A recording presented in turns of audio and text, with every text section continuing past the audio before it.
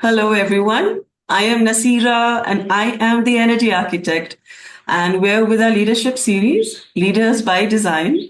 Today we have with us Feroza Engineer. Hi, Feroza. Hello. Hi. Feroza is joining us from Mumbai.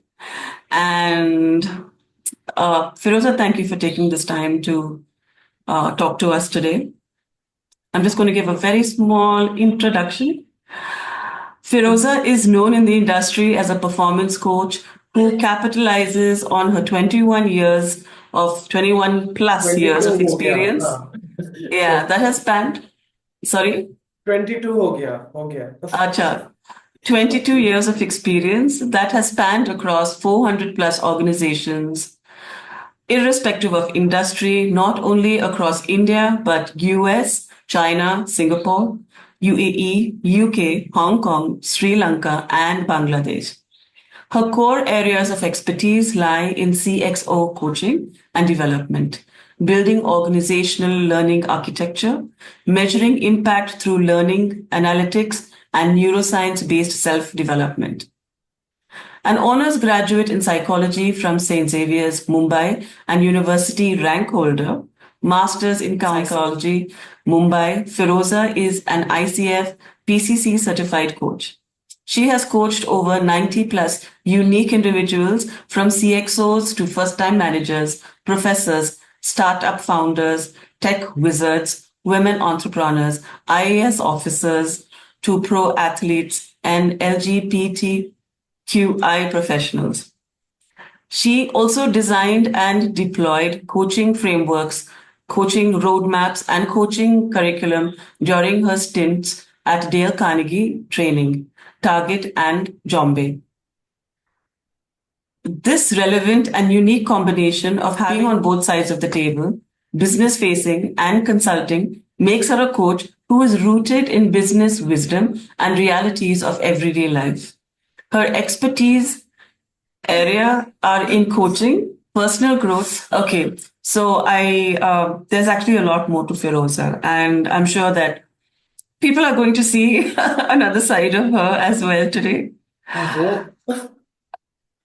So the way I see Feroza is somebody who is really experienced. And she is an enabler. One of the reasons why I invited her for the Leadership Series podcast is because she is a true enabler in the sense that she has worked with various leadership styles. And I thought, Yeah. yes, Feroza, make some time for me. Oh no, absolutely. Like it's like I'm gonna talk about the things that I love, the things that I do, the things that I've experienced. I am like this is my world. So yeah, let's go.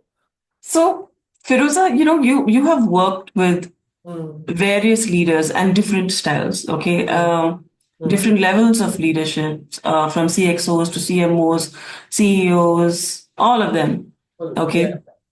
So what's the one thing that you find common in all of them?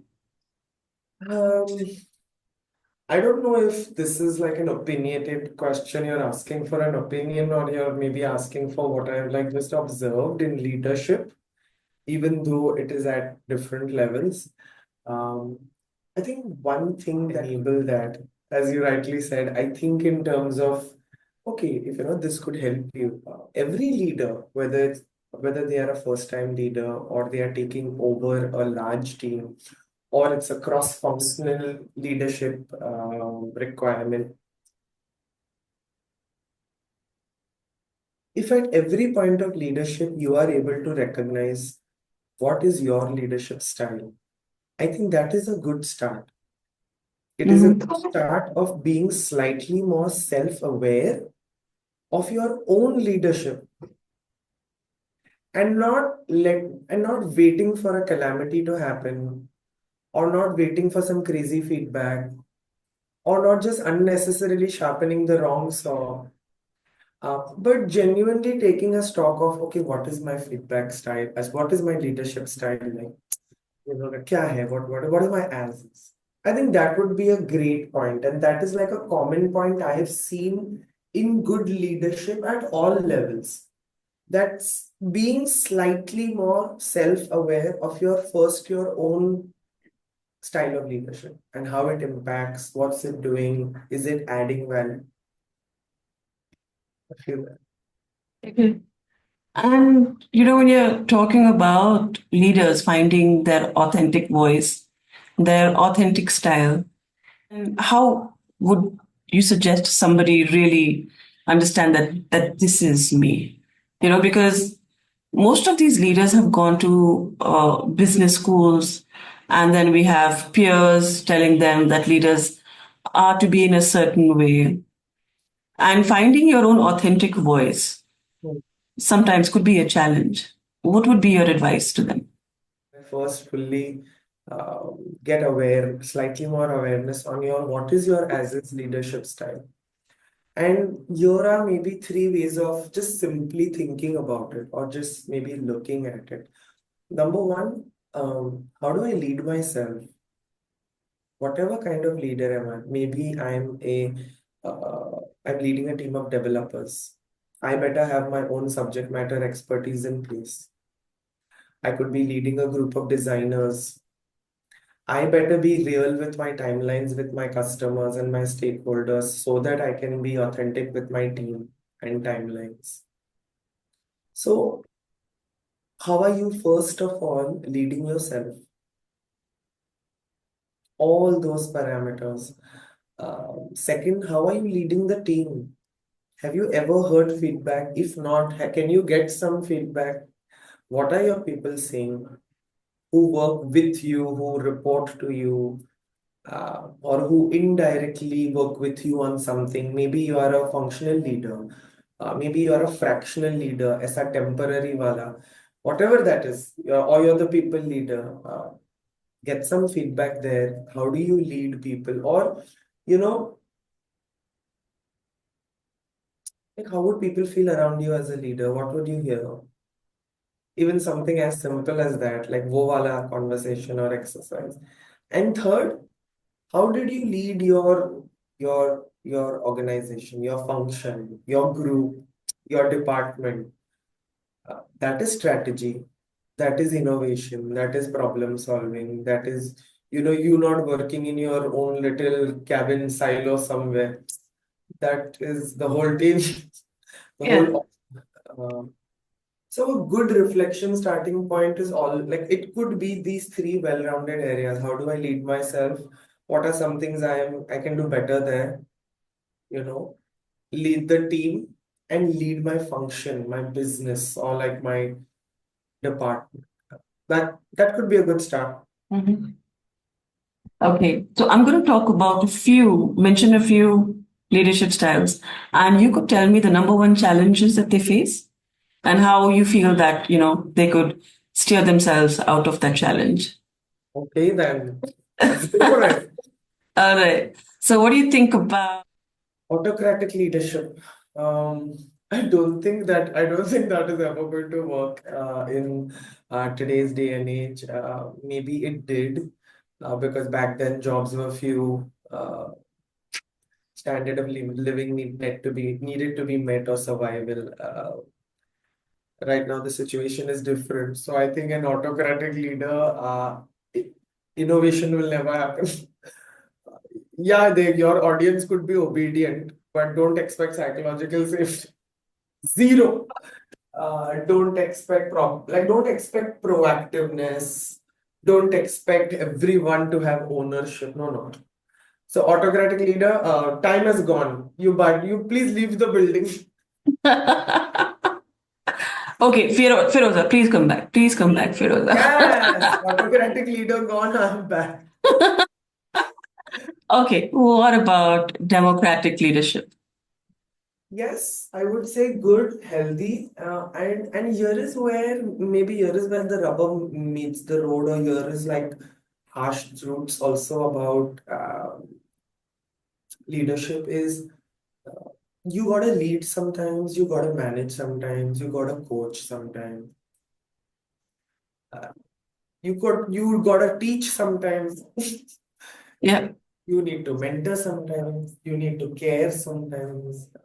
So it's like a whole lot of things, and that's why having a democratic mindset or having a democratic worldview in your leadership style, yes, definitely helps you set mutual expectations with the team. A democratic leadership style will also help you involve people in innovation, in some problem ho gaya, so chalo democratically solve, like, but not like you do not need democratic leadership style to solve every problem. You have to also decide who is the D. So if you are a very layered organization, you got to be clear about where does democracy work, where does it not work. Like, what are your check and markers? That's why these days you're going for flat organizations. You're going for people having less dependability, less uska andar, iska andar, uska andar, like, three, five, six layers. Like, no. yeah, So democracy good as a worldview, as a principle, as a style, but you also, as a democratic leader, need to know what are certain things not up for democracy. right, right. How about leaders who really have minimal intervention? They sit and they watch कि team अपने आप sort out कर लेगा. Uh, you know, You mean very there's hands off? Like, what do you mean? there's minimal intervention, allowing employee autonomy. Um, they don't they allow them to solve problems on their own That's with minimal lovely. intervention. No, that's lovely. And again, here I don't know what you mean by minimal intervention, but I'm catching on the kind of behavior side of things that you said, that not getting into the way of everything, allowing screw ups, then allowing problem solving, supporting. This is great, in fact. Um, So I don't think I would call it a I don't know what Okay. minimal. No, I wouldn't call it that, because this could also be a different way of problem solving, and in certain creative pursuits or in certain, even R&D spaces, this leadership would thrive. This style of leadership would thrive, that let me do my work, support me, don't get into my head, give me freedom, just tell me what to do, what not to do, just step back, go. Let me focus.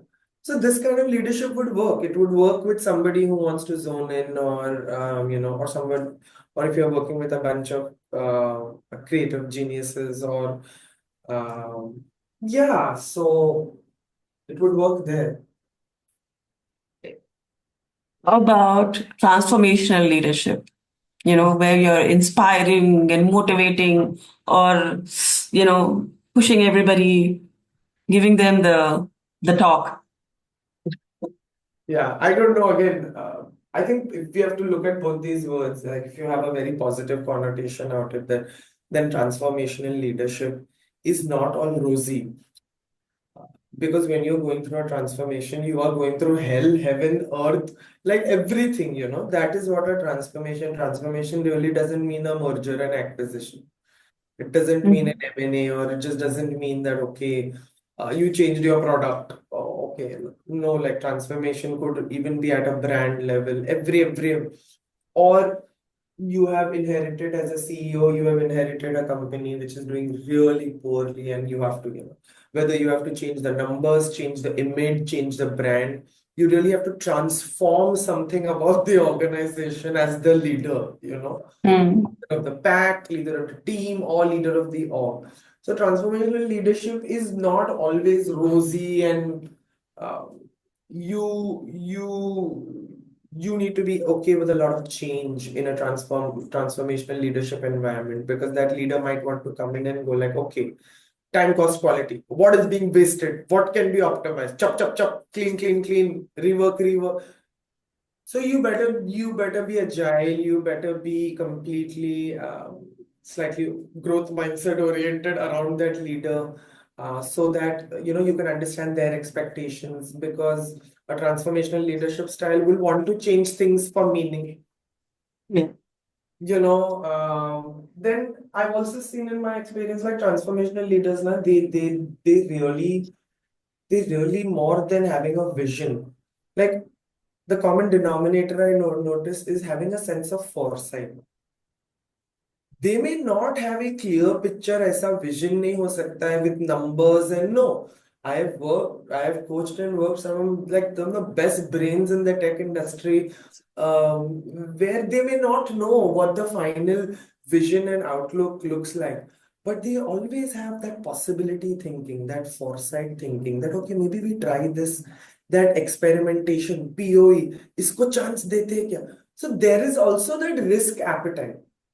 So in transformational leadership, you are going to have a leader who might want to take some risks, who might want to experiment, who might want to innovate, who might want to problem solve, who might... ये होगा. So the Okay. team might get ready, the whole culture might turn, because transformation के लिए क्या चाहिए? Change चाहिए. Right. Like that. So I Yeah. really see these two strong patterns coming in, like completely change management, agility, and look forward to like innovation, problem solving. Yeah. Okay. Um, Also, I think they may also emphasize on the personal growth and the professional growth of the people that they work with, because I think they are looking for transformation, or they're trying to encourage transformation in every sense of the word. Correct. Correct. Yeah. Correct. Okay, now we'll go on to some modern leadership styles, apparently, which is the first one, the servant leadership. Fan. I was a fan of this leadership style at one time. I think I still am a little, but again, times have changed. Thanks to COVID. Okay. So maybe as a first time manager or as a first time leader, you might want to adopt this style, because it might help you understand the law of the land better. It might help you understand the team, their subject matter expertise, your role. It might help you transition from a individual contributor skill set and mindset to a people leader skill set and mindset, because that is very different. Uh, Yeah. so I feel a servant leader, someone who puts team first before them. And I don't mean in the I don't mean in this making decisions types, putting the team first, but uh, really uh, keeping the best interest, the problem solving capability, the innovation, like literally relying on them and their expertise, and not every time leading from the front. But imagine leading from behind is what uh, you know it would definitely work for you to embrace that when you're learning the ropes of leadership, and maybe you are also able to do that with a smaller team, and not when your team gets extremely large, for you to genuinely um, have those meaningful deep one-on-one interactions. So it could get difficult. Yeah. So it's like it's a great starting point. It's not even a starting point. I think servant leadership is a good grounding point also for you to understand humility of, can you be that kind of a leader in the environment that you operate in? If you're a PNL leader and if you're in a hardcore sales, hardcore number driven environment, can you afford to be a servant leader style of leadership, and for how long? You might want to adapt, other styles, maybe a little bit of a democratic leadership style, a little bit of inclusive leadership style, like a little bit more structure. Maybe, like again, see different strokes for different folks. Unless you don't try, you will not know. Hmm. That's a great point, really. Um, what about situational leadership?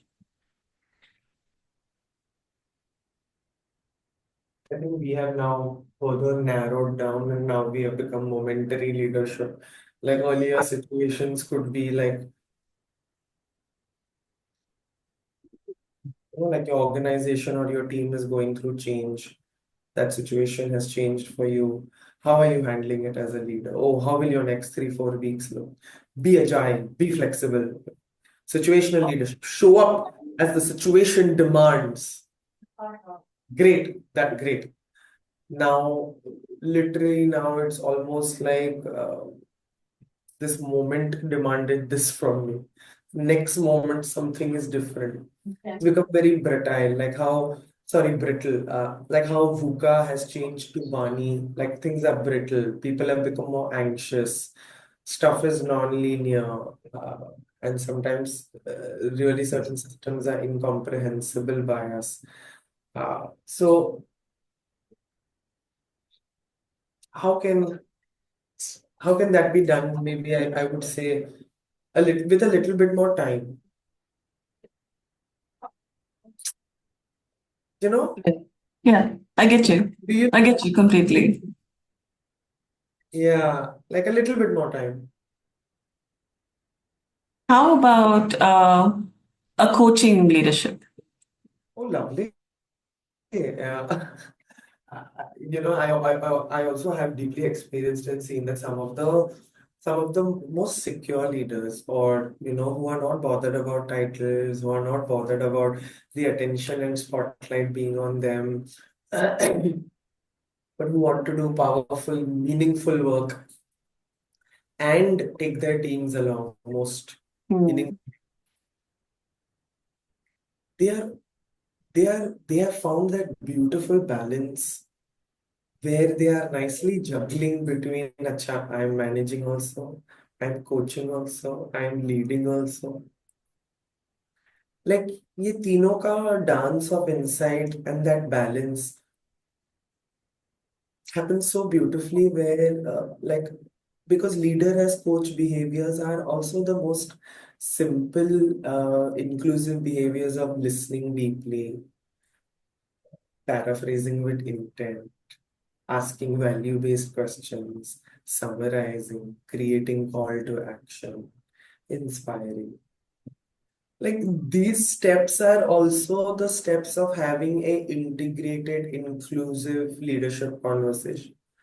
तो भाई आप coaching angle से करो, managing angle से करो, like you know what I mean?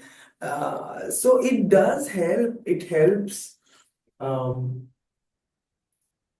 it helps to improve performance, but maybe sometimes coaching may not help to also correct, maybe to correct someone, like someone really stubborn, really deeds. Hmm. Maybe coaching could work to a certain point. Yeah. You might need to think about something else, but Mhm. always a win for a leader to, um, yeah, to deeply imbibe some leader as coach behaviors. Yeah. So what do you think would work in case a coaching leadership style does not work with a few? Because you're supposed to always have unconditional positive regard. And what do you think? You can't have always unconditional positive regard for someone's performance that you're managing. And if Yeah. someone's performance is directly linked to your team's PNL, your PNL, or every, like I don't know how I would want to know how that is structured, how teamwork is divided, how delegation happens, how expectations are set. Then let's try and understand these things. Abhi suppose assume karo, even all these things are done, they are well, and we've understand this person is like whatever to tell the person it's not happening. But then you can't be using a coaching mindset and a skill set, right? Then you might have to intervene, use a more management style of, hey, what's going on? We've discussed this 3 times. This has not happened. Here is how I thought I could help you. Here were the expectation. We've heard. Try and figure out कि अभी next क्या. And that is where the person also has to be involved, skin in the game. Na? Coaching approach, leadership approach does not mean, okay, come, I will listen to you, talk to me, I will solve all your problems. That's not what it is. No, it isn't. It isn't. Mhm. What about more energetic and emotional leadership styles like empathetic leadership? Okay. Uh, uh, I think again, I don't so much agree to this notion of having different leadership styles versus like these are really tiny, tiny pieces, tiny parts. And for all of us, they could show up in different degrees. But what And is important, situations, yeah. yeah, and what is important is maybe sometimes you use that part, that piece, because it's there. Like it's absolutely there. It's either not tapped into or not, tried or so I would necessarily call an empathetic leader an emotional leader.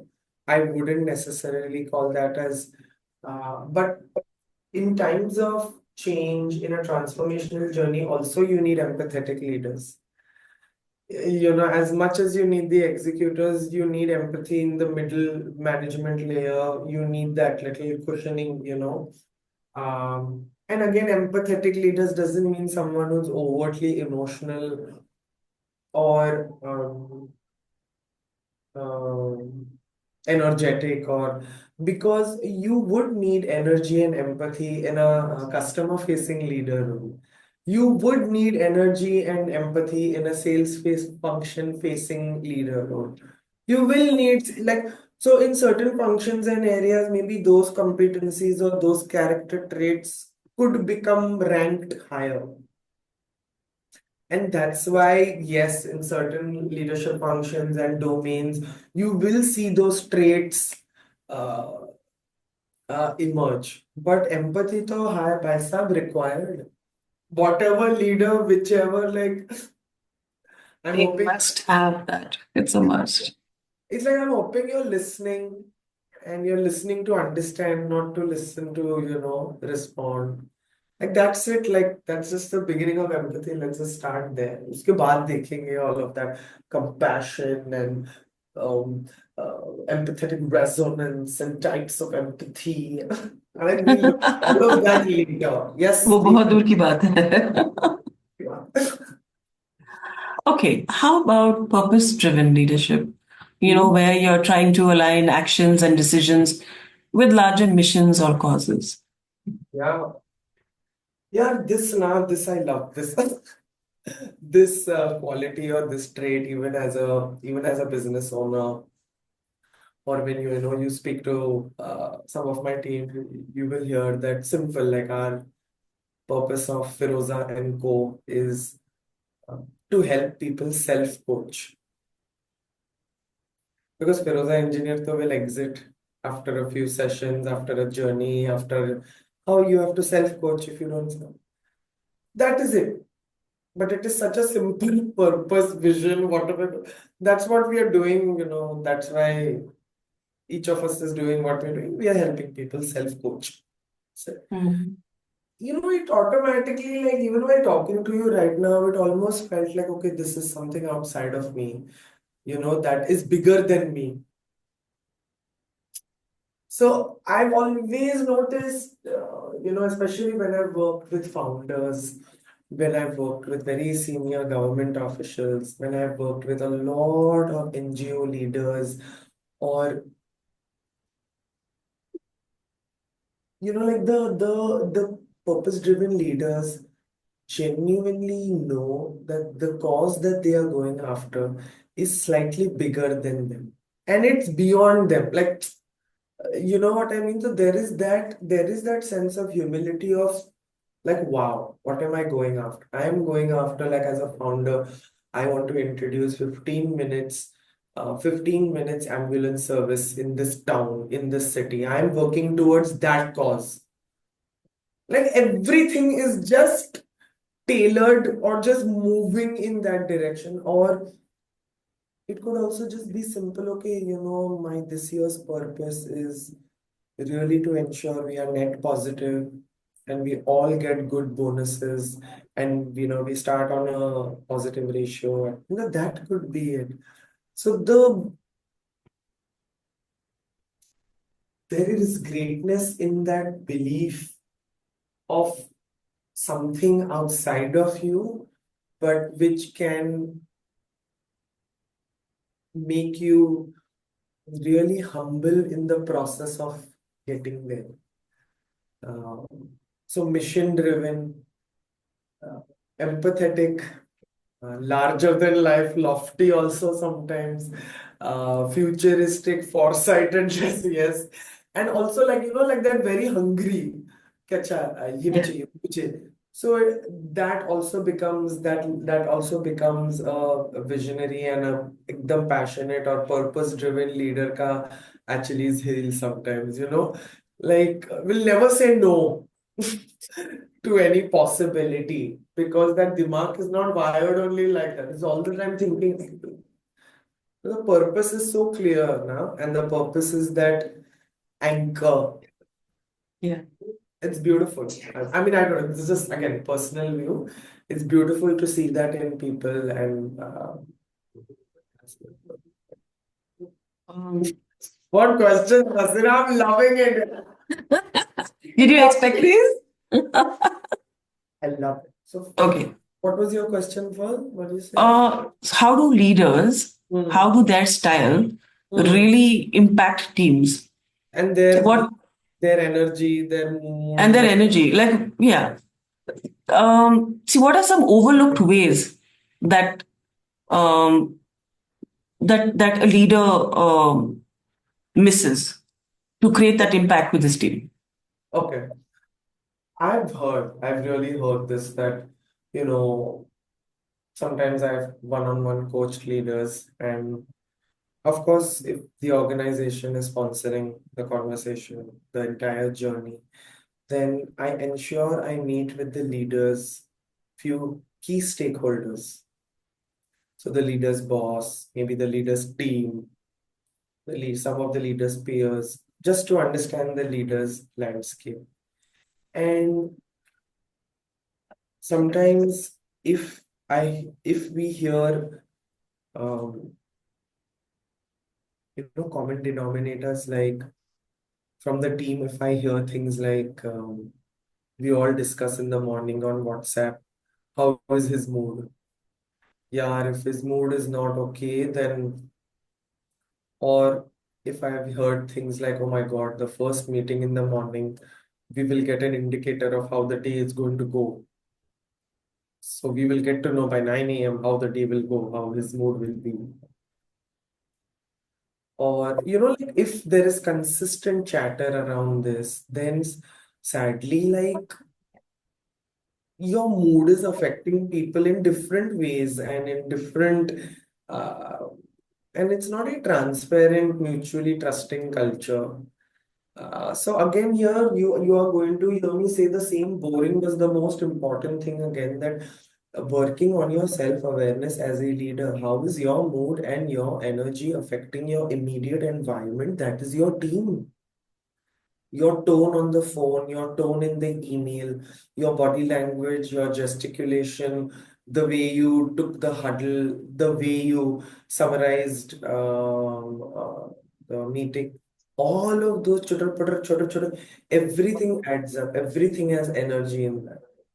So sometimes to your second question, sometimes the most overlooked or or sometimes what you don't get is, do people like spending time with you? Just that question. Just sit and think from your team, who will like spending time with you? Like for work, okay, for time pass, for what? No, just general. If somebody has to say, do they like spending time with you? that your answer is there. So sometimes the most overlooked thing is, are you a nice person? Does your energy and your body languages impact people so badly? Like either you are not there or you are there all the time. Like where is the balance? Yeah. You know That hit that. me different. That really hit me different. Thank you for that, for sharing that. That was very insightful. Now I'm going to talk about something um, that leaders are dealing with, and that's Gen Z. How do we understand? How do leaders understand, What is especially the when you're from old podcast? school, and then you know we have Gen Z. Yeah. So, what would your advice be to them? Yeah, I'll give you like a real example. All right. So I'm currently working with a global SaaS organization. They're a platform-based organization doing really well. I'm working with one of the technology leaders, and I'm coaching them on like inclusive communication, the art of receiving and giving feedback, the whole performance coaching aspect. Those the legit example shared that okay, this one team member defaulted on a timeline thrice after setting expectations, after checking in, after laying all accountability. Okay, what is the matter? So in the third time that the manager pulled them up, कि अच्छा Nasira, two times or three times, and the manager was like, "Can you please tell me? I've been following up with you, ye, wo." And the manager was just a little, I would say, directive and firm with them. They went ahead and escalated it to HR. They did not like the manager's tone and felt very cornered uh, and it felt like a hostile environment. Whereas nobody on the call felt like that. Nobody, like really. So it blew up. You know what I mean? But nobody felt like that. So now, and if you speak to the leader, if you just understand this, if you deeply like just, like when you're trying to just think through, कि अच्छा क्या, it puzzles me that sometimes as this generation becomes very brittle, or sometimes I feel the exact opposite. Are our leaders, like from my generation, completely losing their mind and they don't know Yeah. how to give feedback with the person who's ghosting them, or the person who doesn't keep the camera on, or the person who just does not respond on Slack or on WhatsApp? Why? Because you did not tag me. Yeah. But you knew this was for you. You knew this deadline was coming up. You committed to it in the last meeting. You have replied on the email. But no, you didn't tag me. So How was I to know? ways of communication, ways of work ethic are very different. I like this generation sometimes doesn't move without a notification. Notification True. didn't come, didn't happen, I didn't do it, gone. Absolutely. I agree. You know, or I'm all the time constantly hearing complaints of you need to help me find meaning in my job. You need to give me help me find purpose. Can't do this routine operational nonsense. Find me better projects or I'm leaving. Right. And this is Gen Z. And this person could be a high performer or could just be a nakhre wali or because yes, there are far more opportunities available. There are far more organizations who have better perks, who have better policies, who are maybe more inclusive. So yes, that is where you're because uh, they are the ones hopefully trying to change the environment, trying to change policies, trying to change the government, right? I think that's what the younger generation is doing. I don't know if we are doing it, you and I are doing Yeah. I see this gap between the expectations, like even responses and emails. It's just that we're not used to. receiving them in a certain way. So we think that there is a gap over there, but they completely believe that I've done exactly what was expected from me. Yeah. Yeah. And that is why communication, right? Maybe that is where somewhere double checking. That is where one very large gap I notice is uh, this generation is not used to people completely getting into their space. So are you seeking permission? Imagine those apps that we download everywhere, they keep asking us for permission. So literally, like sometimes with this generation, it's like, okay, can I ask you something personal? And then you ask. Or, Nasira, I would like to give you some straightforward feedback right now. Seek permission. Give Right. Nas give Nasira an opportunity to say yes or no. It's okay. Or, okay, Nasira, you don't want to talk right now. I understand you're overwhelmed with emotion. Maybe can we speak next Tuesday or Thursday? Option lock, Nasira. Don't leave Nasira floating. Because then Right. you will wonder on WhatsApp, they will wonder tagging, Slack, what. So there is a slightly more, I would say, effort-induced way of communication that needs to happen. Or you decide as a leader, you and your team get together and decide some forms and rules of engagement. Is That's great WhatsApp advice. is WhatsApp used for this? Will Slack be used for this? Decision maker कौन है? Leader is not available. What will you all do? Just wait for being tagged or wait for, forget it. Nobody's going to answer post 6:30. Yeah, what are some check-in markers? Like, to stuff. Uh, Got it. So That's some practical things could help. Absolutely. yeah, Wow, because Sarah, what a lovely time. I'm loving it. Questions. well, thank you. And that's why I knew that you'd be the best person to answer all of these questions. It's been great. Yeah, thank you for your Yeah, thank you so much, Firoza. yeah. What is the one thing that you would advise all leaders from your perspective? What is the one advice you would give them? I think let me also keep it current. I'm hoping this podcast is released in maybe late 2024 or early 2025, whenever it is. But it's like if I need to timestamp it and also look at my work or the kind of stuff that we've enabled in the last 6 months. Just in these last 6 months of 2024,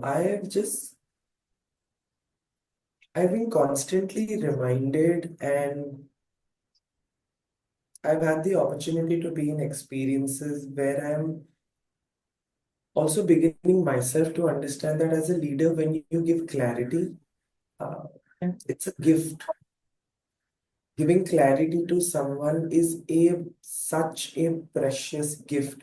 Giving clarity in a conversation, giving clarity over email, giving clarity on a misunderstanding of a WhatsApp situation, giving clarity on a maybe like a meeting screw up or whatever, but just or giving clarity on their job, on the market, on their future.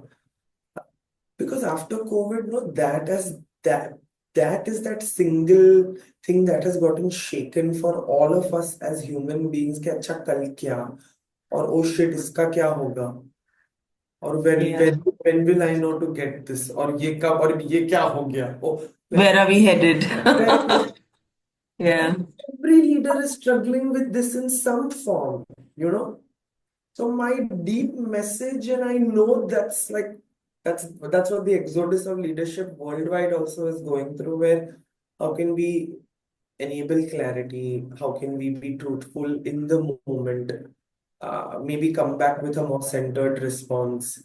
Clarity doesn't have to mean you give all details and facts and figures and opinions. Clarity could also mean I don't have an answer right now, but I have your back. Yeah, that's so important.